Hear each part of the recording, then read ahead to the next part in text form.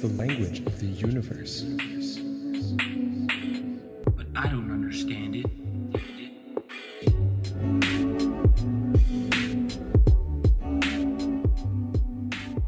Hello everybody, and welcome back to another episode of the Math and Physics Podcast. I'm your host, Parker.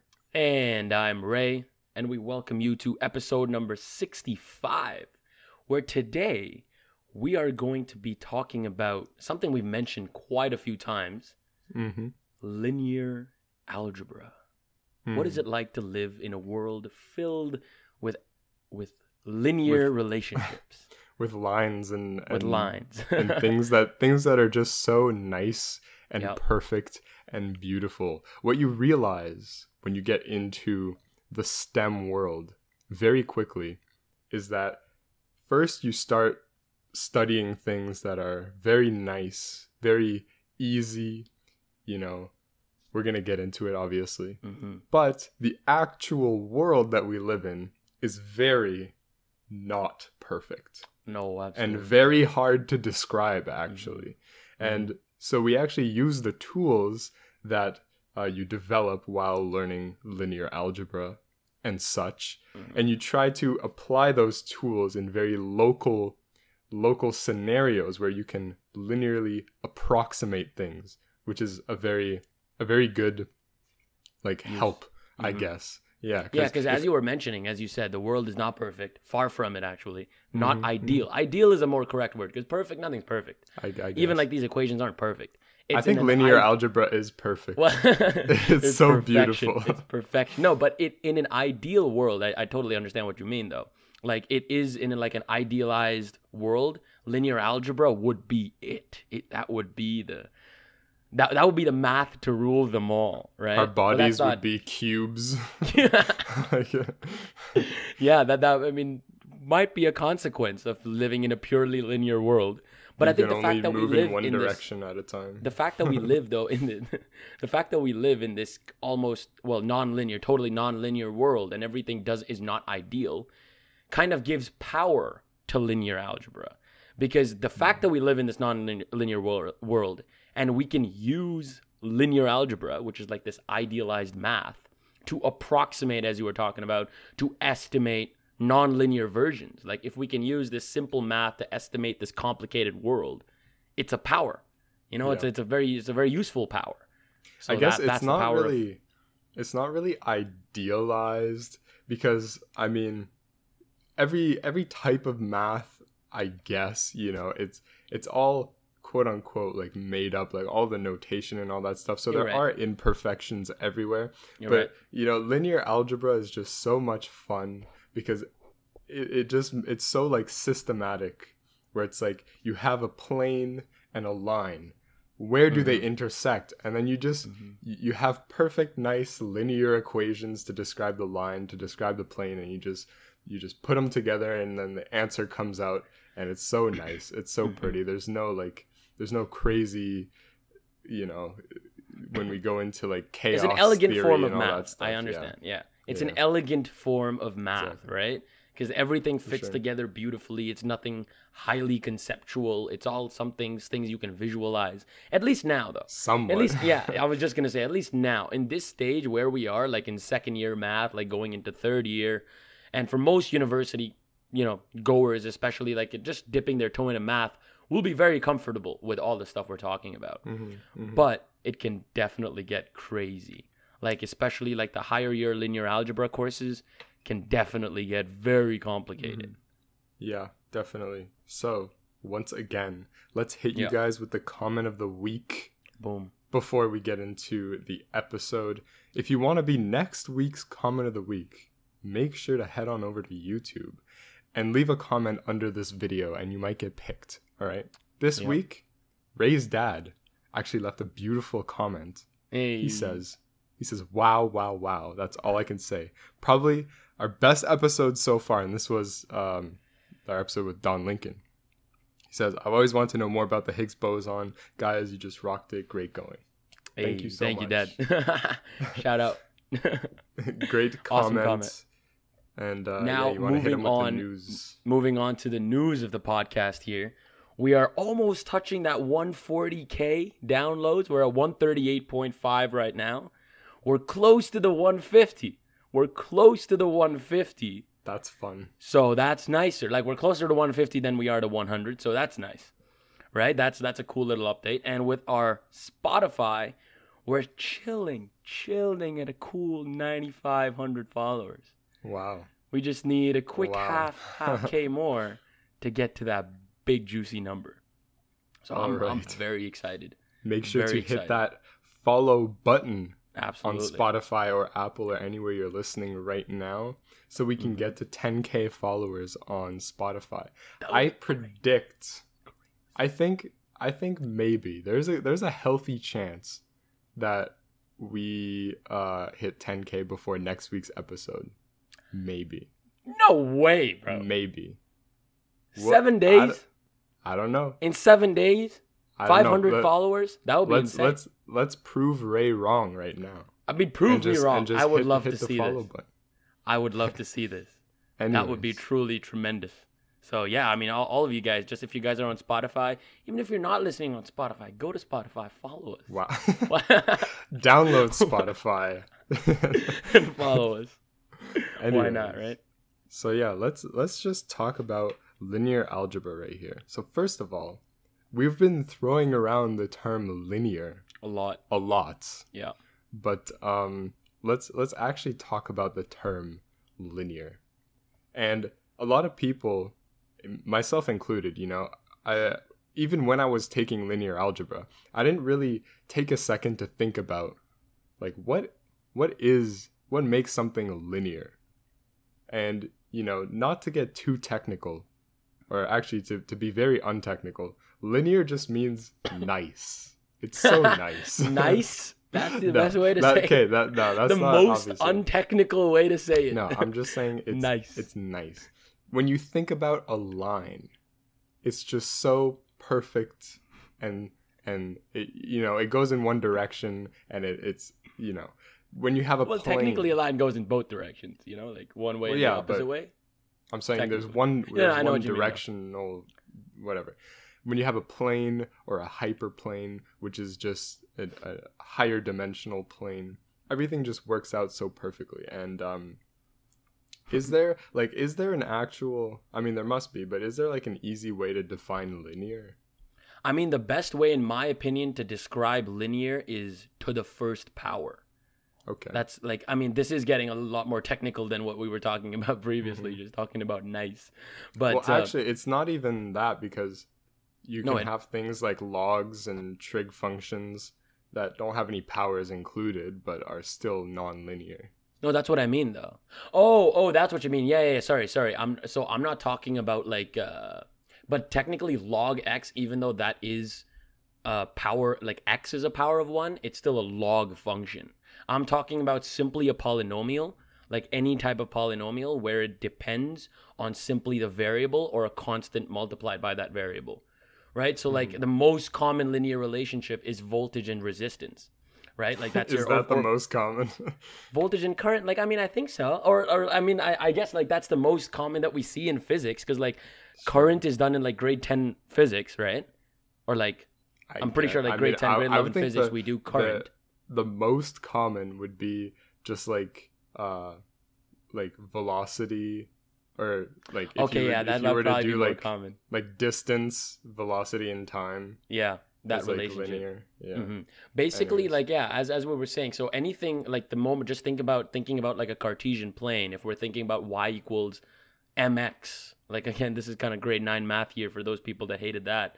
But so if you just think of y equals mx, no matter what that m is, no matter what that b is, even if you're adding a constant of, adding like a y constant, it's always going to be a line. It's always going to be a straight line. Why? Because that x is a power of 1. Now, the moment we change that power, it no longer remains a linear relationship. So the linear is simply that you're saying y and x have a linear relationship. Right? And just describing, so linear, whenever we say linear, even though we're applying it in terms of algebra, we're basically asking ourselves, well, when are these two variables related to each other? And if so, what is their relationship?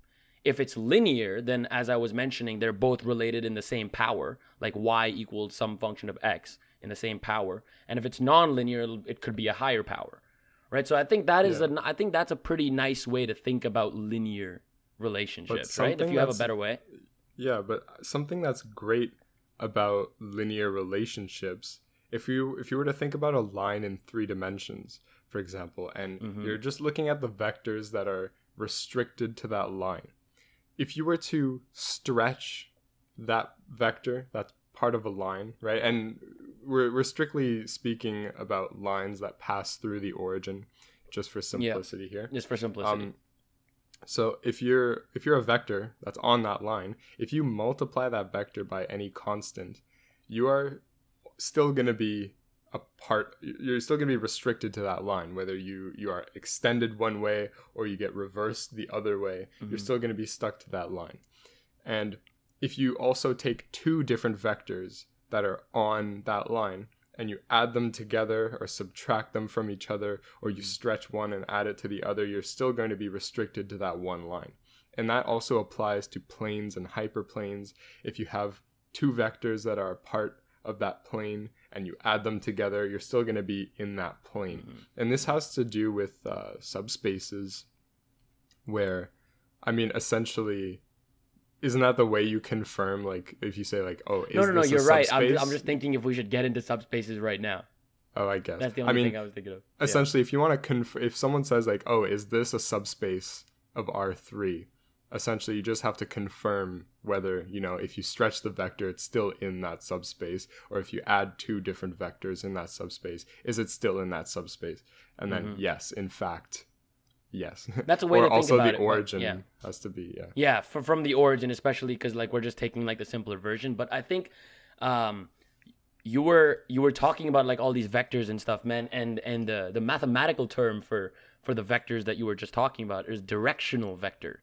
Right, so a line, no matter what R3, R4, R5, R200, a line is pointing, even though, yes, it does point in 2 directions, mathematically speaking, it has one direction vector.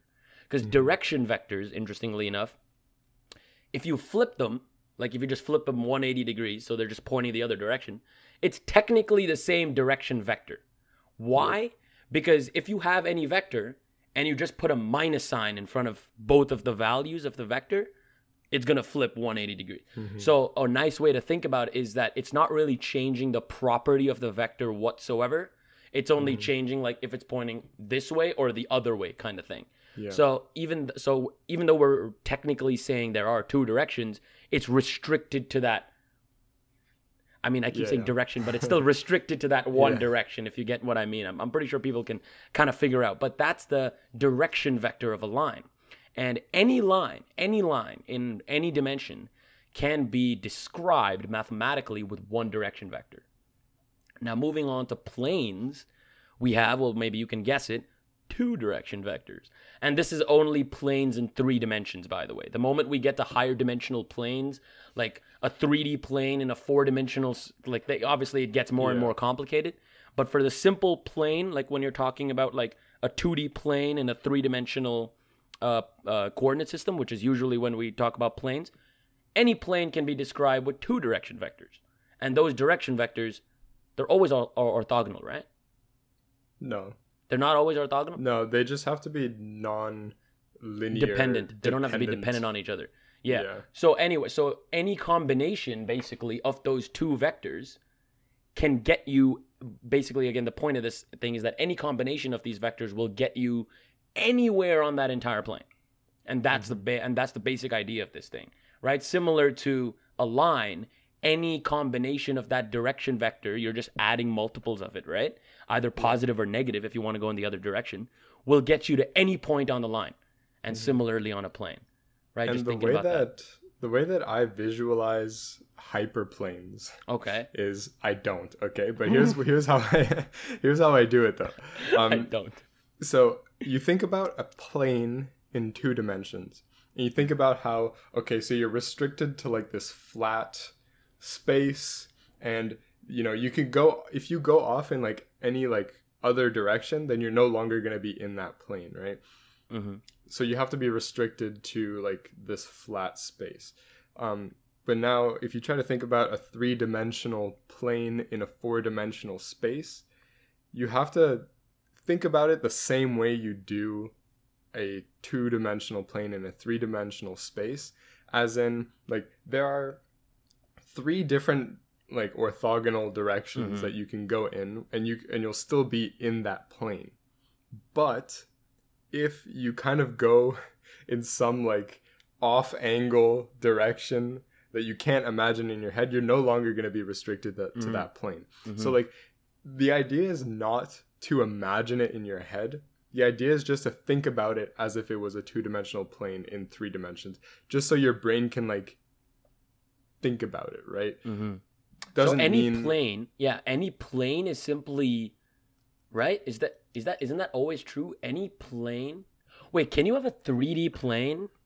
Yeah, you can. You can have a 3D plane in a 5-dimensional surface. Yeah, you can totally do that. Yeah.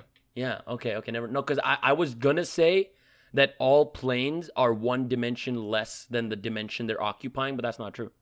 But that's not true, because as I said, you can have a 3D plane in a 5-dimensional coordinate system, right? Yeah, I guess. But to the higher dimensional beings that are looking at these planes, it's like the most natural plane. Like as a 3-dimensional being, we look at 2-dimensional planes and we're like, yeah, like this is what a plane looks like. We can observe it from above and from underneath and all that stuff. So if we were 5-dimensional, we'd look at a 4-dimensional plane and we're like, yeah, we can look at it from like this angle and this angle.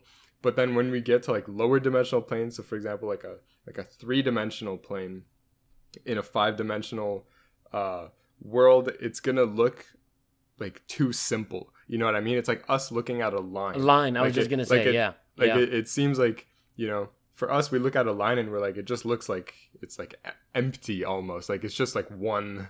What would a line look like in one 5D? string? I mean, like for a 5-dimensional. I don't know. That is a good question. Not human, but like 5-dimensional not even person. Being. I don't know. I mean, that's always a question, because I guess we are restricted to, because all the planes that we can see, that we can perceive, is only 1 dimension less than the maximum that we can see, right? So we can only see a 2-dimensional plane in a 3-dimensional coordinate system. We can't see anything higher. But that's why the idea of a 4-dimensional plane or a 3-dimensional plane in a 4-dimensional system is cool. But a 2-dimensional plane in a 4-dimensional system. I know we're talking. I think this whole plane thing is But I'm just thinking like it would be a cool concept. Yeah, you're right. Yeah. It would, right?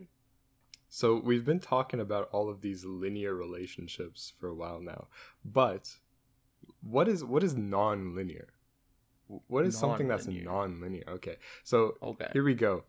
It's basically the opposite of what we were talking about, but you have a lot more options, right? Yeah. Like, for example, a sine wave as like a transformation, as a function, is non-linear because actually I want to save this for when we get into transformations, but the whole idea is that you have like an exponential or a parabola or anything that's not like nice and straight and all like perfect. It's not a constant change. I think that maybe that's the word you're looking for. It's not a constant change. Right? No, that's the thing. Like with anything non-linear, it's not a constant change between successive points. Like if you think about the simplest y equals x squared example, your 2 provides 4, 3 is 9, 4 is 16.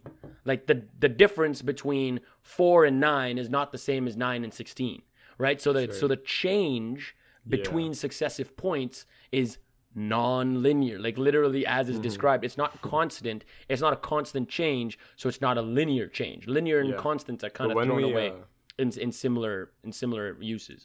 When we talk about planes, for example, it's going to be a constant gradient, right? Because you can go in different directions and the change is going to depend on which direction you're going in. But when you're talking about like the general gradient, the direction in which the plane increases the fastest plus that actual rate of change is going to be constant all throughout the plane.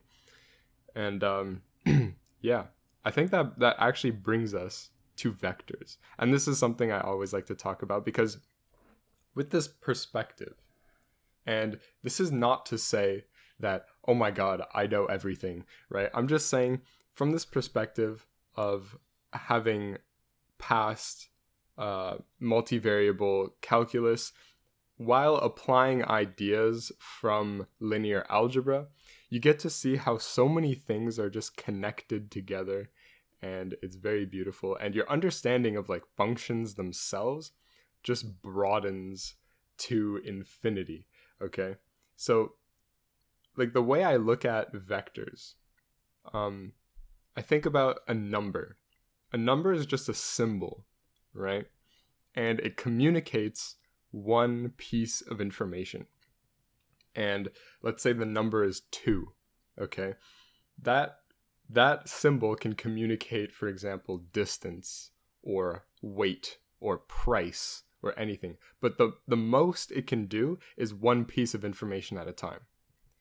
But what if you are trying to describe something that has more than one characteristic, right? You're trying to describe, let's say, a ball, and you want to, like, the vector associated to that ball describes its weight and its velocity volume at the same time. Sure, that's like whatever. Yeah. I guess that would be a 3-dimensional vector, because the velocity would need like a... Yeah, I was just thinking, like, if you... Or sure, weight and volume. Sure. Yeah, weight and volume, like just one volume number, one mass. Yeah, Anyways. yeah, continue. Anyways, so you would need something that can communicate 2 pieces of information. You can't use one number to communicate weight and volume. Unless you, let's say, for example, you propose, what if we add them together?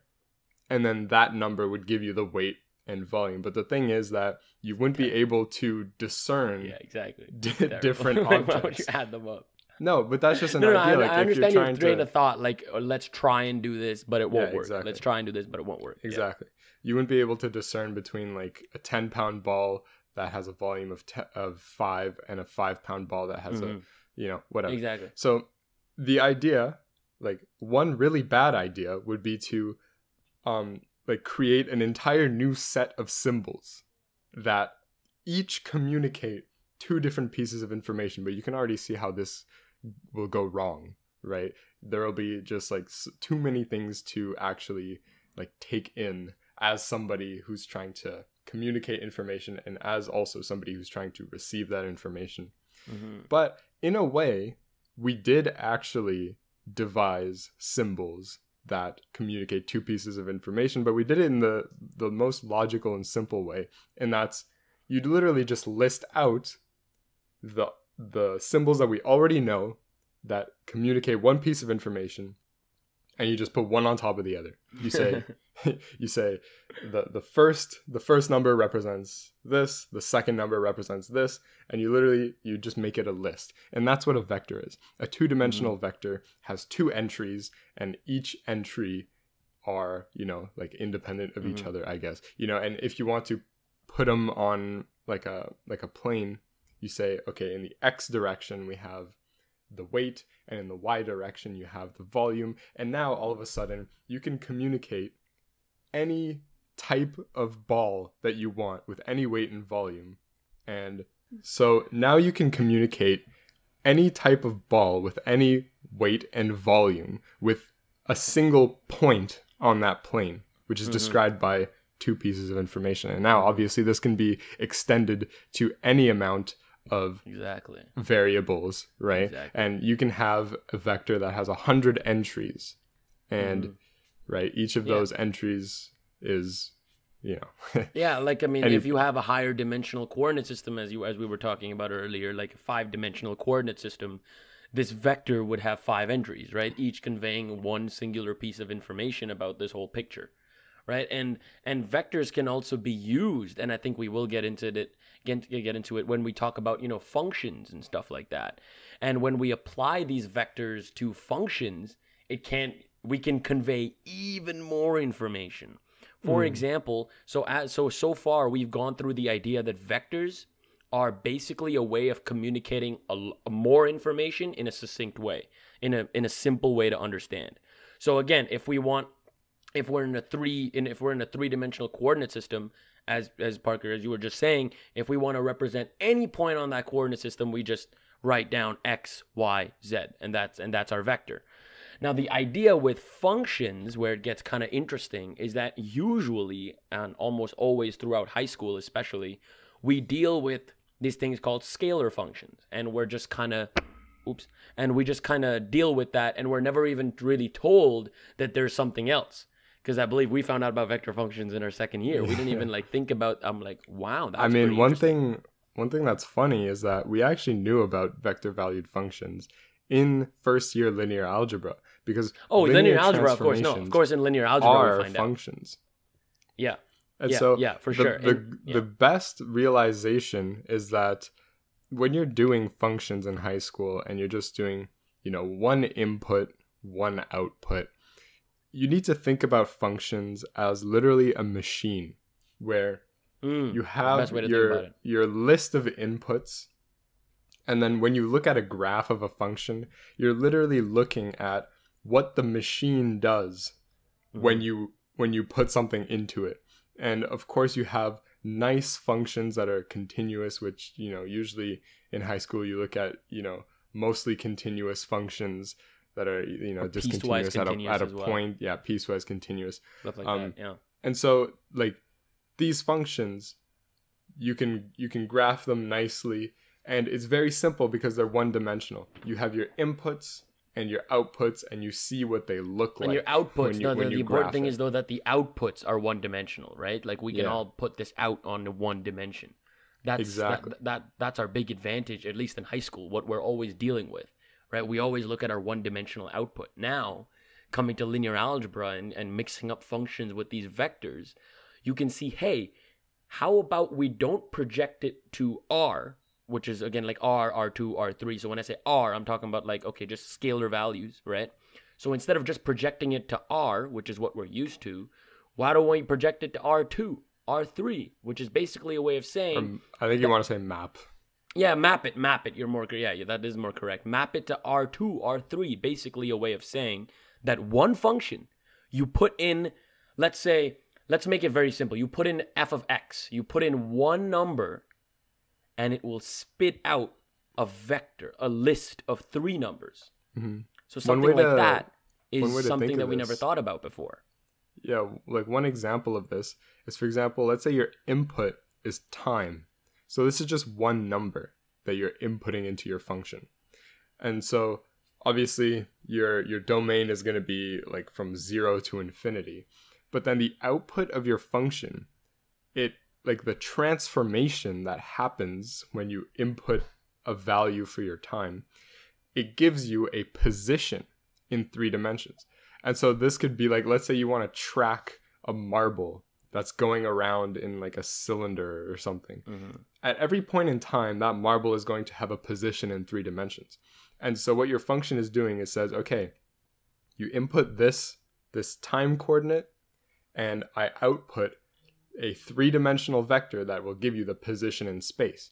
And let's say that we're doing this cylinder, this helix form, then the graph of this function is going to be that curve that goes around in a helix form. The thing about graphing functions that goes from R to R3 is that you have trouble figuring out a good way to show the inputs and the outputs. When you have one-dimensional functions, it's easy because you just have a graph in R2, and then you have the inputs on one axis and the outputs on the other axis. But if your graph is a curve, where do you know where your inputs are pointing to? Because one input leads to a lot of different things, right? Because your t is giving you position values, right? And each singular input is pointing to 3 values in the plane. Yeah, but I guess what I was getting at is, if you wanted to truly graph this function, it would have to be a graph in 4 dimensions. Yeah. But the way that the most conventional way would just be to kind of at even intervals of time, you would just note down on the curve, like, this is at t equals 1. And then a little while later, you say this is at t equals 2. And then that's how you kind of follow the graph. So what a lot of people do in these scenarios is that they just graph the image. Oh, we can even talk about this, like image, pre-image, stuff like that. Yeah. We didn't even touch that stuff. So we were talking about very briefly about, as you were just mentioning, R to R3. And what that, again, basically means is you're inputting one thing, getting out 3. Now, the interesting thing about that is if we were to graph the whole function, as you said, it would be in 4 dimensions. Okay, maybe 1 to 3 is a little weird. How about 1 to 2, because we can think about 3D. Okay. So like we're gonna have to connect this to linear transformations pretty soon. Yeah, we are. Yeah. So okay, we are, but I just want to mention a little bit about the image, just like just because we can talk about it anyways. So what a lot of people do is if you want to graph the function itself, the function, when you're graphing the function, you're showing the inputs and you're showing the outputs. Now, again, as you mentioned, when we have a one-dimensional, it's super easy because it's one axis. So a way that I always thought about it is like you just add up the domain and the codomain. So if it's going from R, which is R1, and if it's going to R2, the graph is going to be in R3, because you're just adding the 1 and 2, and it's going to be in 3. But now, this is where it gets cool. Well, actually, that would be, like, for example, if you went to R2 to R, then it would be a graph like in R3. But there's actually, like, it's actually not so simple to graph something that goes from R1 to R2. R, it's not at all. That's why I'm talking about the image. Right. Yeah. Okay. Yeah. Exactly. So it's not actually very simple, very straightforward to do that because we were saying, because it's just simply the number of possibilities, right? Like your one variable that you input will only have so many possibilities. But then your 3 variables that you're outputting has exponentially more amount of possibilities. So your graph that you actually end up graphing does not look anything like you would have thought it would look. So instead, what people usually do when we have these kind of scenarios, when we have one input leading to multiple outputs, we usually graph what is known as the image of the function, or only the output section. So we're not dealing with the inputs anymore, but we're only dealing with what do all the combinations of the outputs look like. If we were to put every single possible output, what would it look like? Even though that might sound hard, it's a lot easier to do that than to do it with the combination of the inputs, right? Just a simpler. And again, the image would only exist in R2, right? It wouldn't be in that 3rd dimension. So you also have an added advantage of now, lowering your dimensions and therefore simplifying your problem. All right, so that's another advantage of that. Yeah, and so now when we talk about linear transformations, we'll stick to like the easiest linear transformations. In like our case, we're talking about vectors from R2 to R2. So what this looks like in general is that every position on your plane that is R2, you have a vector, and then it gets transformed into another vector, okay?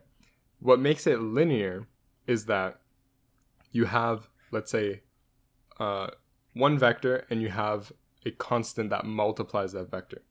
So the first property of a linear transformation is that if you run that vector through your linear transformation, and then you multiply it by the constant, you will get the same result than if you were to first multiply that vector by your constant and then run that through the transformation. You would get the exact same result.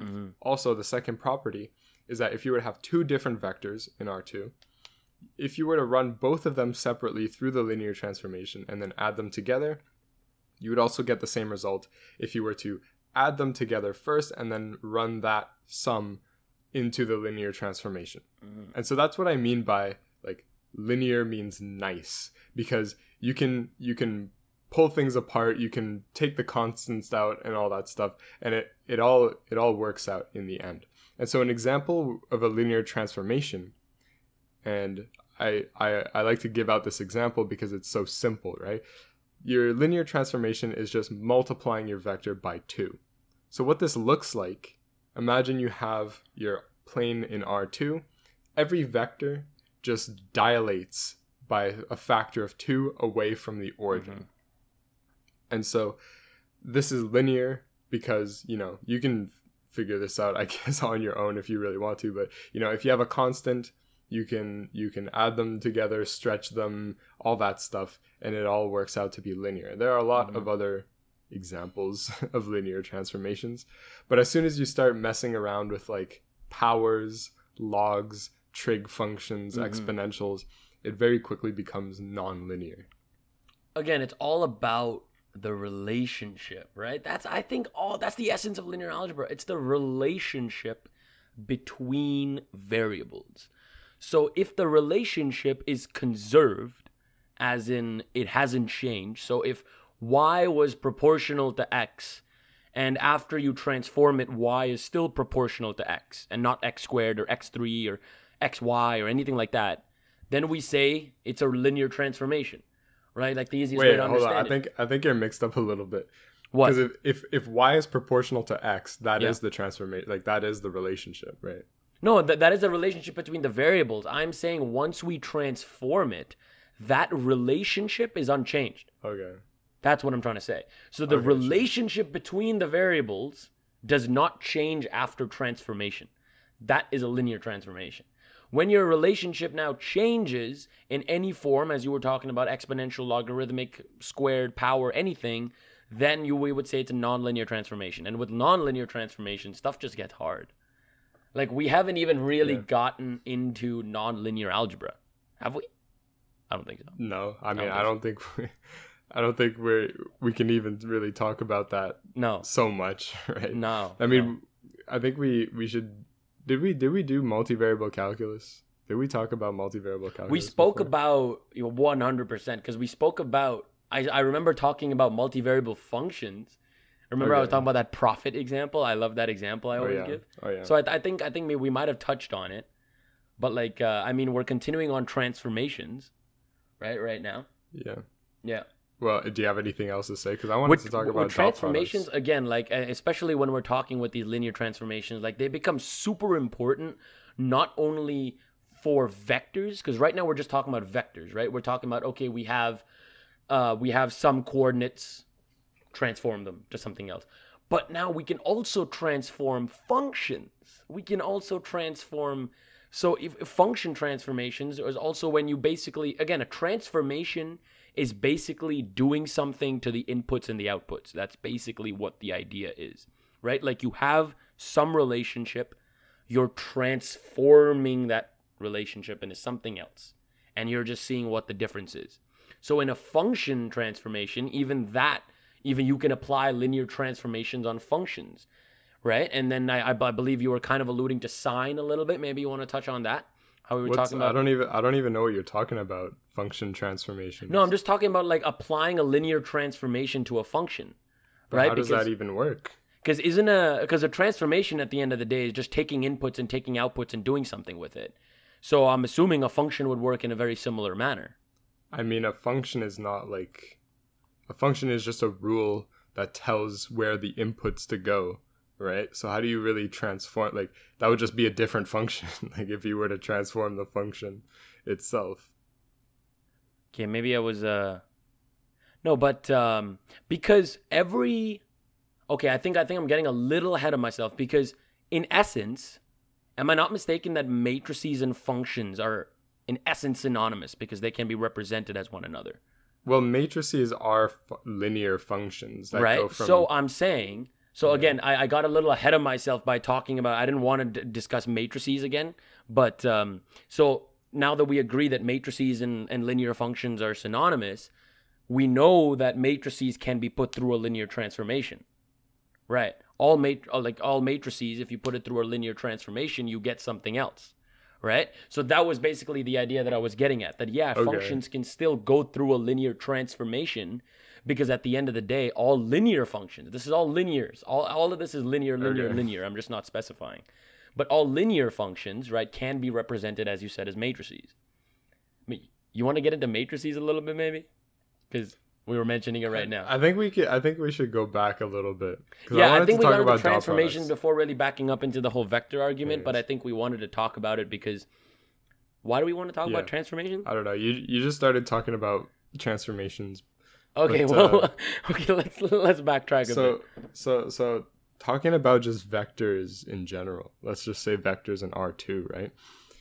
There is this magical thing called a scalar product, aka dot product, where I don't even know, like, we didn't even show that this is true, right? We just kind of take it for granted. But What? when you take a dot product, it's equal to the length of both vectors multiplied by each other times the cosine of the angle between those. I think that was just given to us. Like, that's what a dot product is. Well, I mean, it's right? pretty easy to derive, though, because, I mean, a dot product, fundamentally speaking, is, hey, both of these vectors have to be pointing in the same direction. Similar to vector projections, what a dot product basically is you're projecting one vector onto the other. So wherever one of the vectors is, the purpose of cosine theta, because usually, again, this is for like those grade 11, grade 12 physics passies, guys who've been through that. When you're doing cosine theta, what you're doing is you're getting like the x component of the vector, right? Like, I'm just thinking x and y. I'm simplifying it greatly. Just thinking x and y. If you do cosine theta, we're getting the x component of the vector, right? Now, when we project any vector onto the other, like let's say this thing is just moving in the x direction.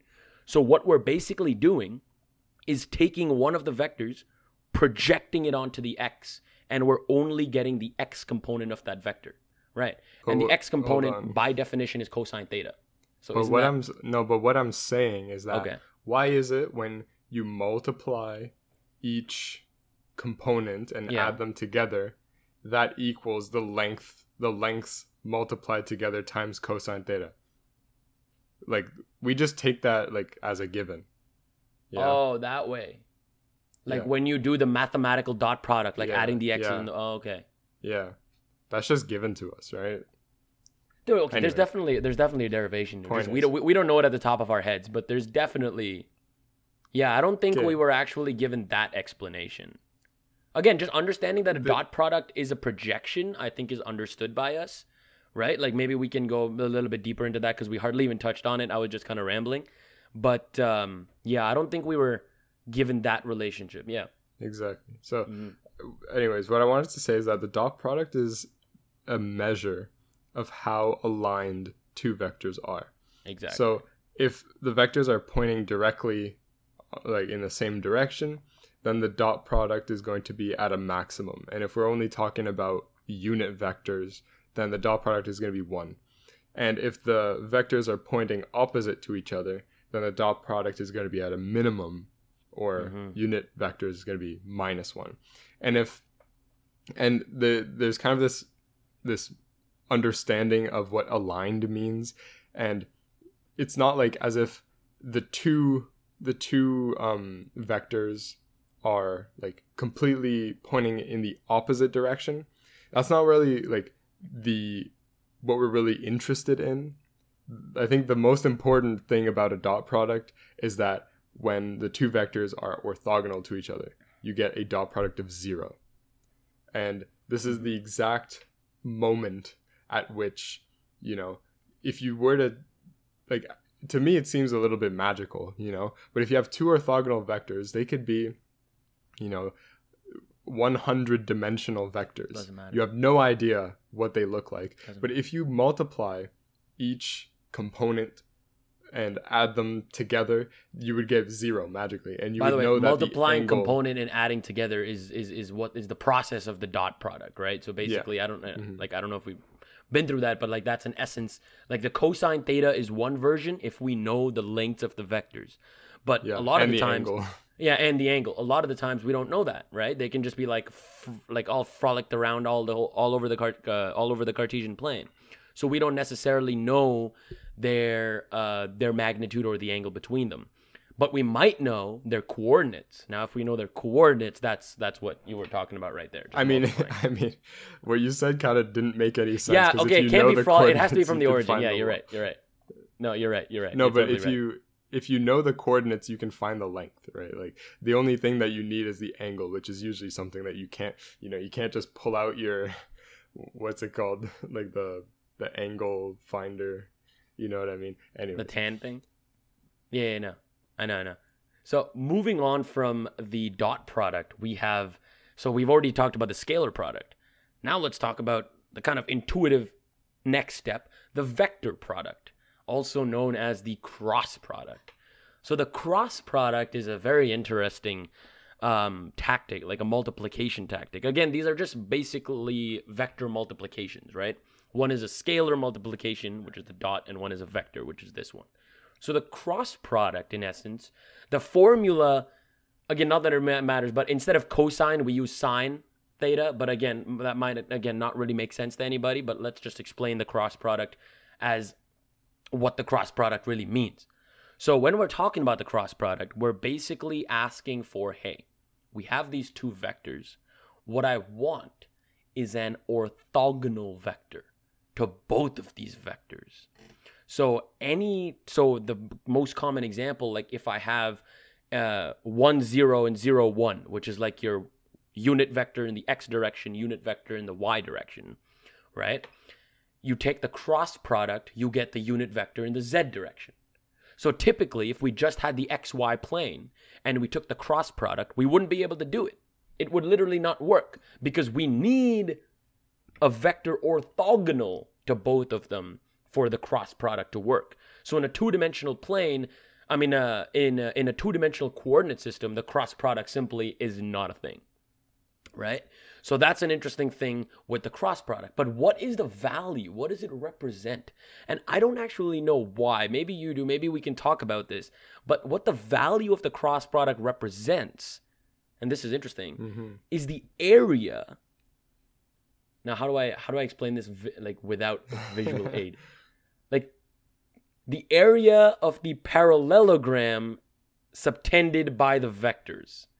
So let me repeat that. If you put the vectors tail to tail, so both the vectors are kind of coming out from there, and if you just kind of draw a parallelogram, so you copy the vectors twice, basically. So you draw one here and again, for the video watchers, it might be easier. I have no idea how the audio guys are listening to this. Yeah, I think the details don't really matter. Details, I think I got a little too deep into it, but like just the essence of the cross product is important. But I do actually have some information on this. So okay, let's hear it. The scalar product and the vector products are essentially opposite. Depends on what your definition of opposite is, but the cross product is a measure of how unaligned the vectors are. So if the vectors are completely aligned, and when I say aligned, I mean like part of the same line. So this means that if your vectors are pointing in the same direction, they're on the same line, the cross product is going to have a value or a vector of length 0. And if your vectors are completely unaligned and they're 180 degrees pointing the opposite direction, your cross product is also going to have I meant 180 degrees. Your cross product is going to have a value of 0 also. 0. You're going to have you're going to have a max value when you have a right angle. And if you listen to what Ray said, if you actually draw the parallelogram, you actually get a square. And so if you have two rectangles, but if you have two different side lengths, it actually shows you that to get the maximum amount of area with these side lengths, they have to be perfectly orthogonal. And one thing that's really useful about the cross product is that you can actually define an entire plane with one vector. And this is very beautiful, because here's the thing. Let's say we're in 3 dimensions and you have a plane, okay? One thing that you can, just by looking at the plane, is that if you were to draw an orthogonal vector to the plane, that there's 2 options, right? You can either, and we're talking about unit vectors here, because if we were to talk about like any possible vector, then there would be an infinite amount of vectors. But if you were to talk about orthogonal unit vectors to the plane, there are only 2. There's one pointing in one direction and another one that's pointing directly in the other direction. And so if we kind of think about those 2 vectors as the same vector, because essentially they're just the same but with a minus sign, right? we could say that there's just one single orthogonal vector, okay? And actually, if you were to take any two directional vectors in the plane, you take the cross product of those two vectors, you are going to get a vector that's orthogonal to the plane automatically, because that's how the cross product is defined. And then when you normalize that vector, you get the unique normal form. Unit vector to that plane. Mm-hmm. And so one thing that's awesome about that is that if you take the dot product between that vector and any vector that's a part of the plane, you will get 0. Mm-hmm. And so here's the beautiful way to define a plane. Okay, so you have your unit vector. Let's say your unit vector is ABC, right? We're in 3 dimensions. So A comma B comma C. Yeah, exactly. A comma B comma C. When you take the dot product, you get, the first two inputs, or the first two variables multiplied together, added with the second, added with the third multiplications, okay? So here's how you define the plane. You just define it as AX plus BY plus CZ equals 0. Because you're essentially saying that... Well, this is by the way, origin, though, but yeah. Yeah, this is if the plane is on the origin. But what you're saying here is that, and I forgot to mention that XYZ is just like any vector. Mm-hmm. And so what you're saying is that when you take the dot product between your normal vector and any vector, it'll be equal to 0. But as I mentioned 2 seconds ago, this unit vector is unique to the plane. And so automatically, if you do get this relationship where the dot product is 0, you have a vector that's in the plane. Mm-hmm. So there you go. And that vector that you were talking about is called the normal vector. And that form that you were just talking about, that AX plus BY plus ZZ, is called a normal form of a plane. And that's actually, as you were saying, the easiest form, because instead of 2 directions, which is what you usually need, you can now or 2 vectors, which is what you usually need, you can now represent the plane with simply 1 vector, which is your normal vector. And your normal vector, interestingly enough, applies in every single scenario. And wherever there's a vector, there is a corresponding normal vector, right? So an interesting idea with a plane is, if you have a plane and you have these directional vectors, all you do is take the cross product of them, and boom, you have the form of your plane, because you have that normal vector. So that's your big advantage of of this perpendicular vector to everything else. I had a question for you, because I don't know if this is true. I kind of forget. But in a hyperplane, like let's say a 3-dimensional plane in 4 dimensions, are there 2 normal vectors? No. How? There are 3. There's still one?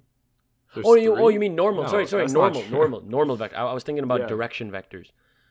In a hyperplane, are there 2 normal vectors?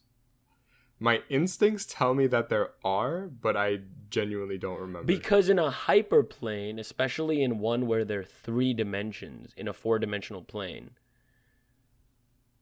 there's going to be 3 vectors, right, to describe that plane? Yeah. So obviously, there would be 2 normal vectors. Yeah, obviously, because obviously. What do you mean, obviously? No, obviously, because you have 3 different vectors. No, but 3 explain. vectors that do not depend on each other, that are linearly independent. Yeah. Right? That means no form of one of them can equal any of the others. Yeah. Right? So if that's true, that means if you take an orthogonal vector to 2 of them at a time. Wait, no. No, that doesn't work. That doesn't even work. 1 second. I don't know, actually. I don't even remember. Anyway, I think what we're going to do is actually do a little bit of research after the podcast, and we'll let you guys know. Because I'm for sure, listen, if we were in the middle of our first year right now, because you took linear algebra first semester. Yep. And I took it second semester. If we were fresh out of linear algebra, we would definitely know the answer to this. Because I'm for sure... Did we even do this? We never did. We hardly we touched on hyperplanes, man. I think we did, anyways. Oh, wait, but this is This is so general, though. What? A hyperplane is a subspace whose dimension is one less than that of its ambient space. Wait, so I was right in that definition. So maybe a plane. Okay. So a plane can be anything. Does this answer our question of the normal vectors? Yeah, it does. Listen. So a plane can be anything, like a 2-dimensional plane in a 5-dimensional coordinate system, whatever. A hyperplane is always one less than the coordinate system it's residing in. I actually didn't know that. Yeah. So right here, via Wikipedia, so I'm going to assume it's right. Any hyperplane of a Euclidean space has exactly 2 normal vectors. What? How is that Wait, true? I'm thinking about that now. 1 second. Wait, So right here, wait. So right here, where does it actually? Because I see it on the web and it says it has 2. But how does that make sense? How can it always have 2? Maybe the case is that like we didn't cover this in our class, and just because the explanation is just very complicated. But right here it says any hyperplane of Euclidean space has exactly 2 normal vectors. I think we need to let go of this hyperplane. Yeah, maybe idea. we'll definitely give this a thought though, because this is a very interesting point. Yeah, for sure. Yeah, maybe we'll give this a thought. Yeah, for sure. And my heart is breaking right now because I really wanted to talk about linear algebra in calculus, and also we didn't talk about that linear at all. approximations. And you even said, I still remember this conversation. I'm like, we're obviously going to talk about it. Parker's like, yo, there's no way we're going to have enough time. I'm like, we'll manage time. We just couldn't manage time. No, we didn't. I think maybe taking like a whole 3 minutes to Google something. Yeah. No, but this is an important question. Like, I think it's a pretty cool question. Because when you ask the question, how many normal vectors does a plane have? Well, that'll just depend on the plane, right? Like, and how many dimensions would it be? Right? But what's weird is that, like, how would a 4-dimensional hyperplane have 2 normal vectors? For sure.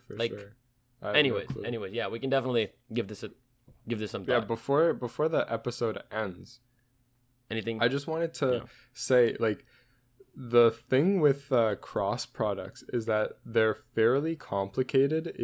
Oh my god, we didn't even talk about determinants. Oh no, we didn't talk about determinants at all. That would have been an interesting thing. That sucks. Oh, those are so great. Anyways, man. We're gonna have a part 2, 100%, or at least some episode where we talk about this stuff. 100%, because it's too important. It's too important. What I wanted to say was that you see like dot products and cross products. You might think like, oh, this is just like mathematical mumbo jumbo. You're just inventing things for no reason. But no, actually, you do actually see cross products when you're doing torque, for example, which we're going to talk about rotational motion. We keep saying it, but we're going to do an episode on that. Yeah, but you see it when you're doing torque. You see dot products when you're doing work. You actually see cross products when you're doing magnetism and magnetostatics, because I guess we're not going to talk about this now. Yeah, the right hand rule. And you see dot products, and one thing that I absolutely love is that like cross products and dot products are always like brothers. You always, like, if there's one, there's always the other. And so you do magnetostatics, and it's always dot products. And we do a lot of, as you can probably guess, like, you know, the flux integrals are all dot products, right? Because you're dotting with the normal vector. But with magnetostatics, it's all like tangent vector stuff with the right hand. We're getting so ahead of ourselves. Well, yeah. All I'm saying is that, you know, electrostatics, dot products, magnetostatics, cross products, and then you get to like Maxwell's equations where it's all like super crazy. Cool. That's just a new world. Yeah, no, we can definitely have an episode. We can definitely have a follow-up episode on a lot of these conversations, because we definitely want to continue about linear algebra and calculus. It is so important, and I think we found that out this year in our second year, because in first year we hardly even touched linear algebra. Right, but in our second year calculus course, I'm talking about our calculus course strictly. In our calculus course, we saw so much, a variety of linear algebra. And it's powerful. It's a power to have in calculus. And it's hidden. It's hidden. It is. Because remember what I said, like scalars are vectors. They're just one-dimensional. That big argument we had before. They're just one-dimensional vectors. And here's the thing. Here's the thing that's so camouflaged, right? Yeah. When you're in first year or even grade 12, you look at the derivative. And you look at the differential, which you don't really have to worry about when you're in grade 12 and all that. But the derivative is just a single number. But little do you know that single number is actually a 1-by-1 matrix. And then when you actually move up to multivariable functions, you're going to be looking at m by n matrices depending on where if your function goes from R. Wait, one sec. Yeah, like if it's a scalar value function. Wait, columns? It's rows then columns. So it's going to be m by 1. So your function is going to have to go from Rn to Rm. Yeah. That's what you're saying. That's what you're saying. Anyways. Rn to m is an m by n. Yeah. Yeah. Is an m by n. You're right. So the derivative that you're doing in grade 12 right now is a 1-by-1 matrix. But as soon as you get into multivariable, you're like, hold up. This whole time, this thing has been a matrix, quote unquote. Yep. And actually it expands into this whole beautiful thing. Like we start with scalar functions and it's a little bit, and it's a column vector, and then we were touching on, we get to vector functions, and then it's a matrix. Like it's beautiful. Awesome. And the thing is when we get to matrices and vectors, we have operations, we have transformations, we have all these tools that we can use on these vectors, on these matrices. So there are big advantages of representing all of these things in terms of linear algebra. So yeah, we will almost definitely, we don't know when, but almost definitely have a follow-up episode. Also, let us know if you have any episode recommendations, because like most of the time it'll be like Thursday and we're like, okay, what are we talking about on Saturday? So, and like we used to have a list, but then we kind of like made every episode that was on that list, and we forgot to kind of fill up that list. Anyways, let us know if you have any recommendations for episode topics or for guests that we should have on the podcast. Yeah, so, let us know. Thank you so much for listening. Where do they reach us, Parker? Where do they reach us? I was just about to say. Oh, you're just about to say it. I cut you off. That you guys, people who are listening here, you can reach us at math.physics.podcast on Instagram or math.physics.podcast@gmail.com, where you can send us an email. We respond to emails in a untimely fashion, but we still respond to them. We do. We always say this though. Make sure to follow the podcast. Make sure to tell every single one of your family members and friends about the podcast. If we reach 100,000 followers by next week, we will give away our entire lives. 100,000 followers by next week. Right. That's our goal. That's right. That is our goal. Get us there. We're going to give you guys a car. We're going to give you guys a jet plane. And I think we have a helicopter ready too. To every single listener. Every single listener. Every single 100,000 of those listeners. So this has been episode number 65 of the Math and Physics Podcast. I'm your host, Parker. And I'm Ray. And we will see you soon. Bye, guys. Boom, boom, boom. Gotta get.